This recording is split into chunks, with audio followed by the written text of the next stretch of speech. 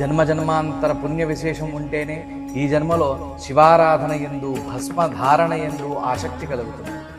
దీనినే పరాశర ఉపపురాణంలో ఈ విధంగా చెప్పబడింది. అనేక జన్మ సిద్ధానాం శ్రౌత స్మార్తానువర్తినాం వేదోక్తేనైవ మార్గేణ త్రిపుండ్రోద్ధూలనే రతి. అంతేకాకుండా భస్మద్వేషం అనేది పూర్వజన్మార్జిత పాపం ఉంటేనే కలుగుతుంది. దీనినే సూత సంహితలో మహాపాతకయుక్తానాం జంతూనాం పూర్వజన్మసు త్రిపుండ్రోద్ధూలనే ద్వేషో జాయతే సదృఢం బూధా.